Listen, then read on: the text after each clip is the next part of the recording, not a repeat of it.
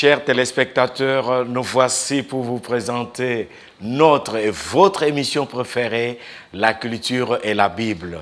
La Bible étant la parole de Dieu écrite et que selon Mondiaculte, la culture est en plus de la création artistique. Aujourd'hui, la culture englobe la culture physique, l'exécution, l'interprétation, la diffusion des œuvres d'art et non seulement la culture, le sport aussi, et le jeu et les activités de plein air ainsi que le mode particulier par lequel une société et ses membres expriment leur sentiment de la beauté et l'harmonie sans oublier la vision du monde autant que leur mode de création scientifique et technique et la maîtrise de leur environnement naturel.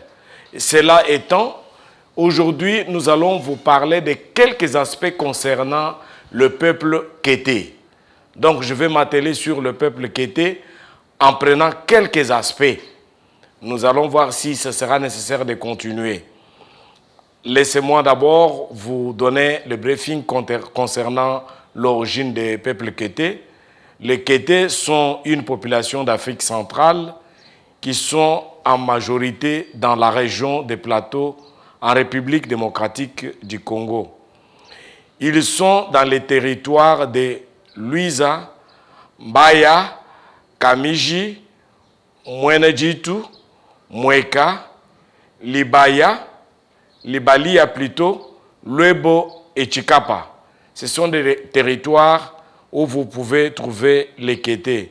J'ouvre une parenthèse pour vous dire qu'ils n'ont pas leur propre territoire, mais c'est là que vous pouvez les trouver. Donc vous allez vous rendre compte qu'ils sont éparpillés dans des différentes provinces de la République démocratique du Congo. Mais c'est le même peuple. Alors, je vais m'atteler plus sur la culture Kété. Les Kétés sont normalement monogames. Ils sont hospitaliers, ils sont cultivateurs, ils sont des chasseurs guerriers. Ils sont polythéistes et ils aiment la vie. Parce qu'ils aiment la vie, c'est ce qui fait que, à la mort d'une personne, quel que soit son âge, ils cherchent la cause de cette mort, parce qu'ils aiment bien la vie. Ils vivent souvent en famille, en village, en groupement et en secteur. Ils n'ont pas leur propre territoire, comme je l'avais déjà dit. Ils célèbrent la venue des jumeaux, bien sûr, suivant les circonstances. Ils portent les masques tels que, c'est là que je voudrais beaucoup plus m'atteler concernant le port des masques des Kétés. Comme je venais de le dire, lorsqu'il y a eu naissance des jumeaux, à la sortie des jumeaux, pour que les gens puissent le voir, les Kétés portent des masques pour se réjouir, bien sûr. Et je vais essayer de vous donner quelques masques. Il y en a beaucoup qu'ils portent. Je commence par un masque appelé Mukuandai. Et Mukuandai, c'est un masque qui est porté lorsqu'il y a la sortie des jumeaux.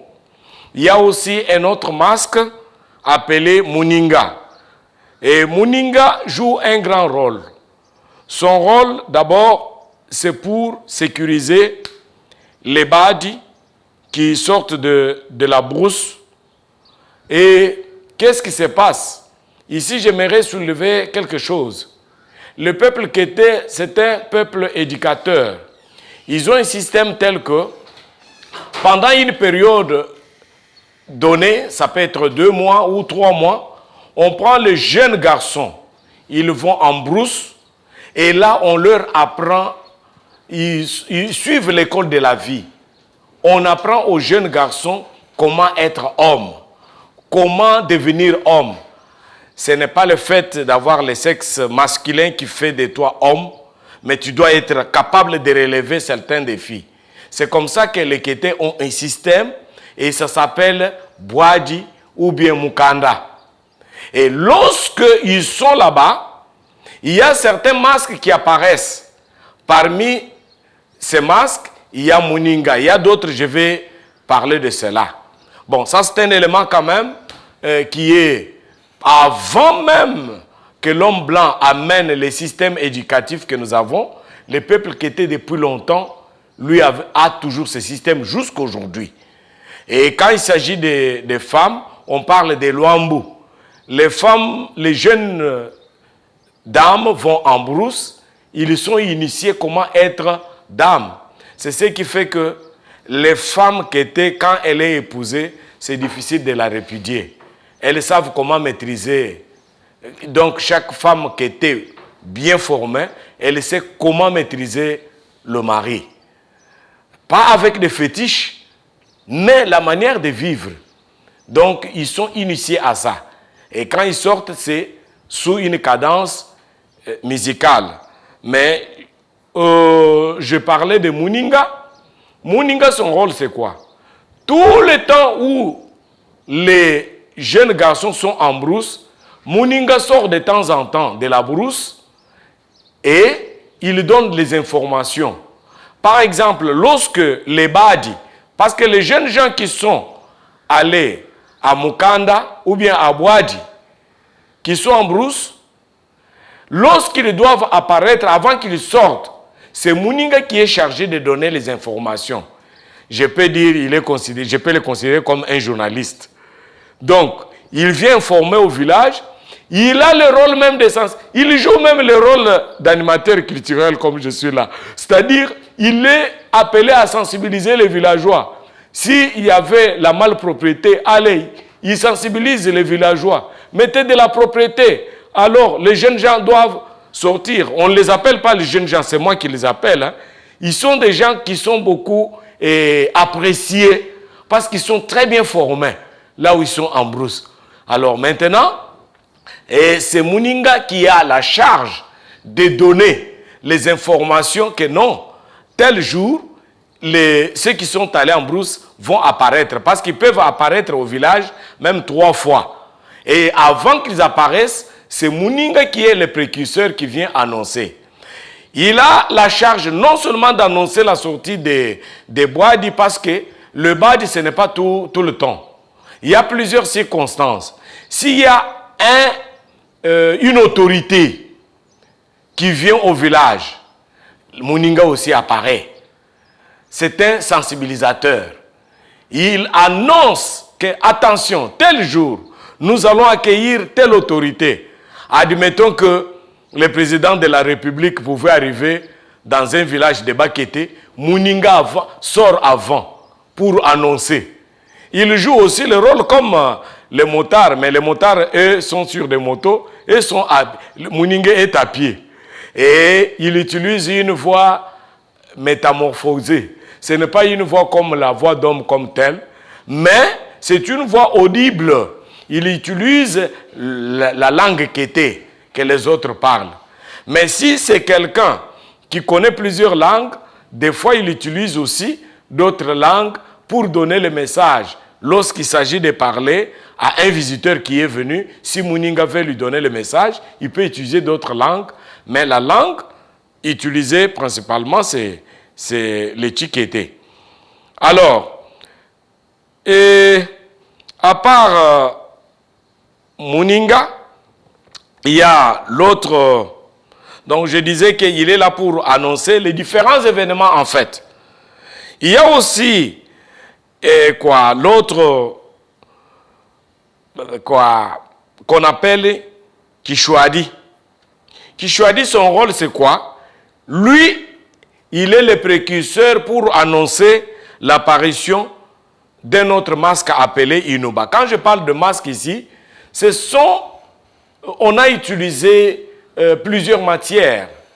Principalement, on utilise les troncs d'arbres qu'on a façonnés pour lui donner une certaine forme.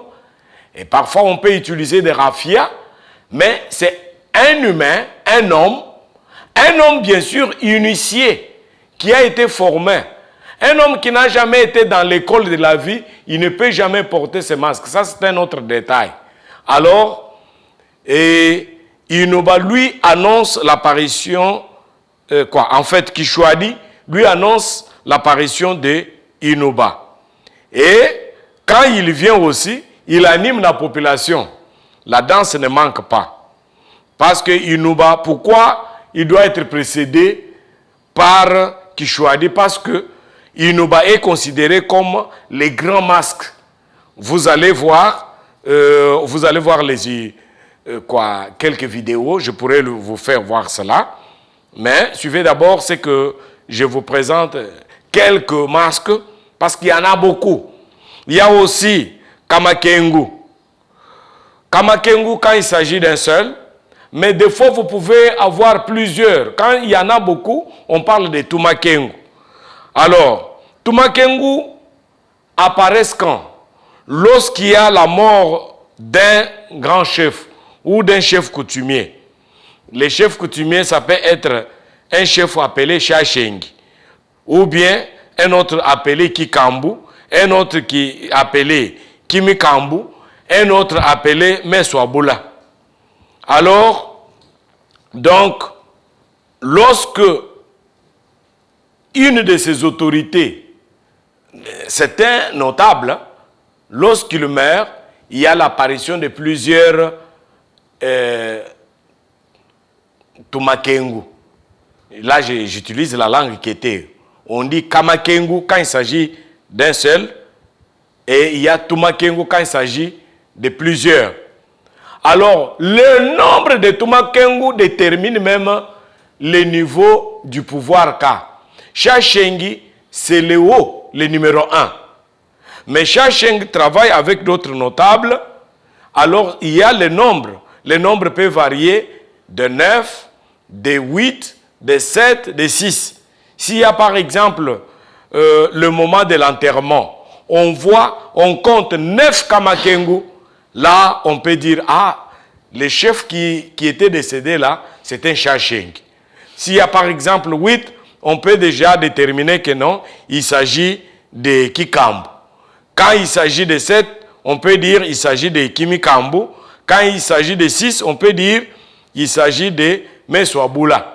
Alors, si vous n'êtes pas informé, comme je suis en train de vous informer, vous ne saurez pas de quoi s'agit-il. Donc, le nombre de Tumakengu détermine les grades de ces chefs coutumiers. Alors, l'apparition de Tumakengu n'est pas seulement à la mort des chefs coutumiers, même quand il y a l'initiation des jeunes garçons en brousse. De temps en temps, tout le temps où il y a les jeunes gens en brousse, sachez que les Tumakengu sortent chaque jour. Mais les Tumakengu n'utilisent pas la voix humaine.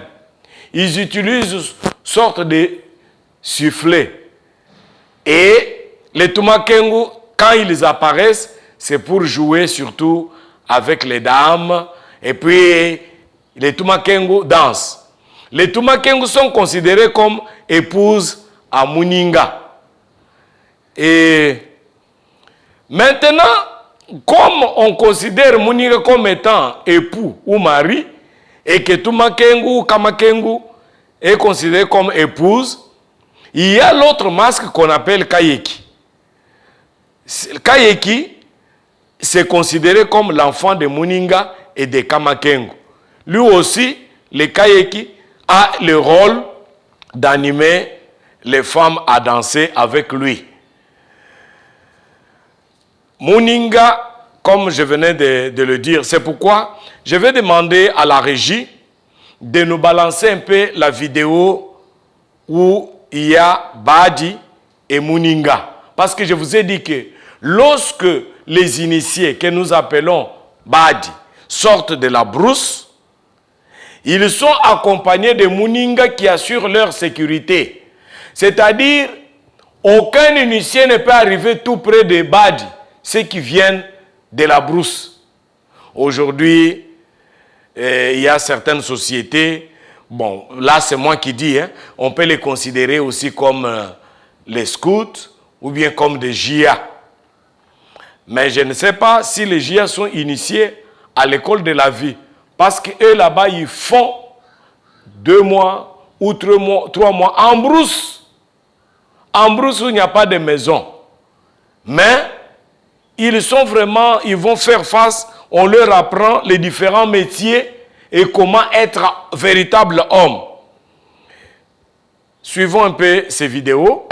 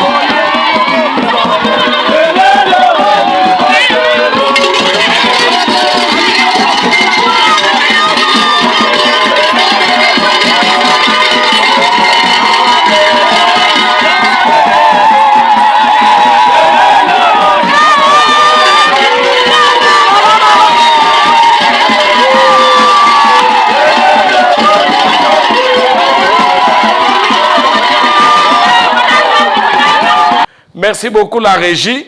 Je vais vous demander de nous balancer encore, de nous montrer encore la vidéo de Kishwadi.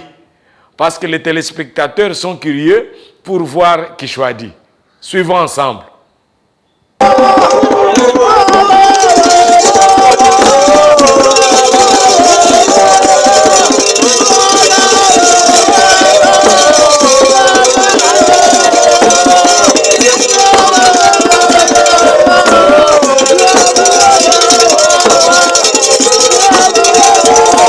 Merci beaucoup. Vous voyez que tous ces masques-là, ils ne viennent pas sans donner les pas de danse. Il y a aussi l'autre vidéo, je vais demander à la régie de nous montrer la vidéo de Inuba.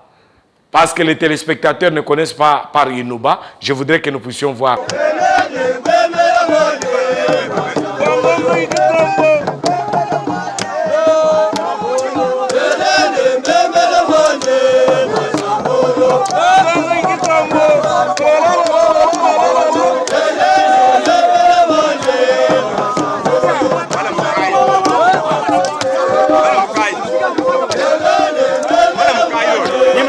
Merci beaucoup pour terminer avec la partie culture. On nous présente encore une autre vidéo où il y a combinaison avec la masse de gens et Muninga. Suivez encore.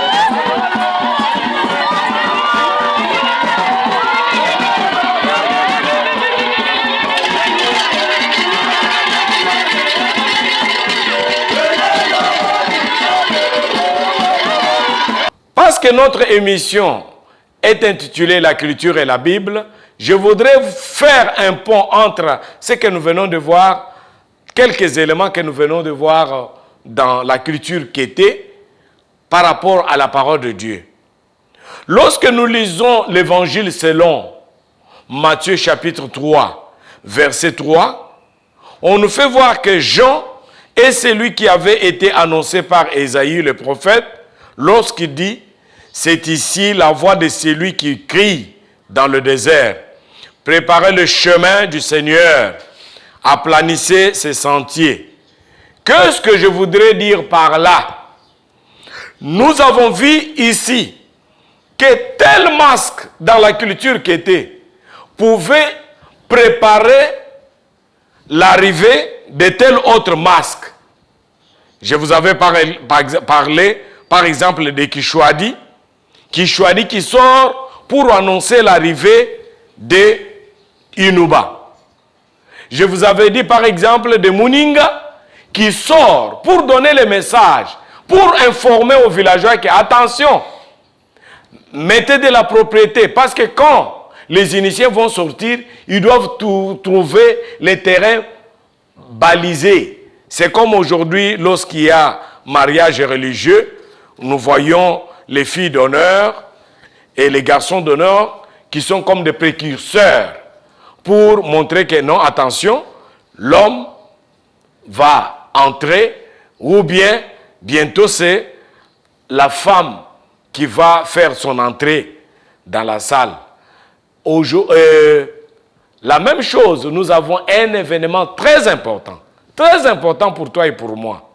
C'est l'avènement du Seigneur Jésus-Christ. Aujourd'hui, les peuples qu'étaient utilisent les masques. Mais toi et moi, nous ne devons pas avoir de masques. Nous sommes appelés à être des précurseurs. Jean-Baptiste était là pour préparer le chemin de la première venue de Jésus. Il a donné le baptême de repentance. Il a demandé au peuple de se repentir pour recevoir celui qui devrait venir. Et lorsque Jésus était venu, il a présenté « Voici l'agneau de Dieu qui ôte le péché du monde ». Mais actuellement, nous parlons d'un grand événement. C'est pourquoi ne soyons pas étonnés de voir tout ce qui se passe dans ce monde aujourd'hui. Les guerres qui ne se terminent pas, les gens qui n'ont plus d'amour, comme au départ, la haine. Ce sont des éléments qui nous montrent que nous sommes à la fin du temps. Ça ne vaut plus la peine de chercher à vivre dans ce monde. Nous cherchons à être dans un monde meilleur. Mais ce monde meilleur, c'est à l'avènement de notre Seigneur Jésus-Christ qui va bientôt venir. C'est toi et moi qui avons le devoir de préparer le retour imminent de notre Seigneur Jésus-Christ. Qu'est-ce que nous faisons? Est-ce que nous-mêmes nous nous apprêtons ou bien nous sommes distraits par quoi que ce soit? Nos pensées. Est-ce que nos pensées peuvent faire que lorsque Jésus sera de retour, nous soyons enlevés? Est-ce que nos paroles que nous utilisons, ce sont des paroles qui édifient les autres ou bien ce sont des paroles pour tuer les autres? Bien-aimés, bientôt Jésus revient. Est-ce que nous sommes prêts? Est-ce que nous parlons aux autres? Parce qu'on nous a dit que la bonne nouvelle sera prêchée partout au monde, après viendra la fin. Les actes que nous posons, ce sont des actes qui peuvent aider les autres à accepter le message du salut. Contrôlons notre manière de vivre. Jésus revient bientôt. Qui ne viennent pas te trouver dans les disputes. Qui ne viennent pas te trouver dans la haine des autres. Qui ne viennent pas te trouver en train de tuer les autres. Il y en a ceux qui tuent les autres par leurs actes. Les autres tuent même physiquement. Les autres utilisent parfois des poisons pour détruire les temples de Dieu. Or, Dieu a dit, celui qui détruit ces temples, Dieu va les détruire. Comment tu peux avoir un cœur dur pour mettre des mauvais produits pour tuer ton frère ou ta sœur?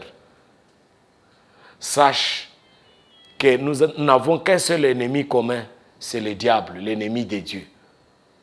Tu n'as pas intérêt à haïr ton frère ou ta sœur. Nous venons d'un seul homme, Adam et Ève. Cultivons l'amour. Soyons des précurseurs du message du salut.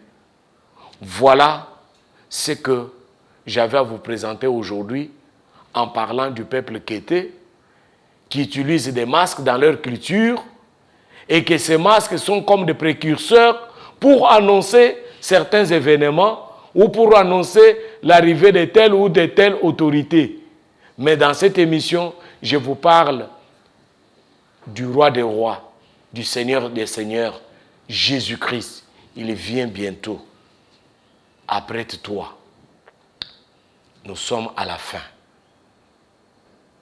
Et au micro, c'était votre serviteur, pasteur et animateur culturel, Jérémie Lobo.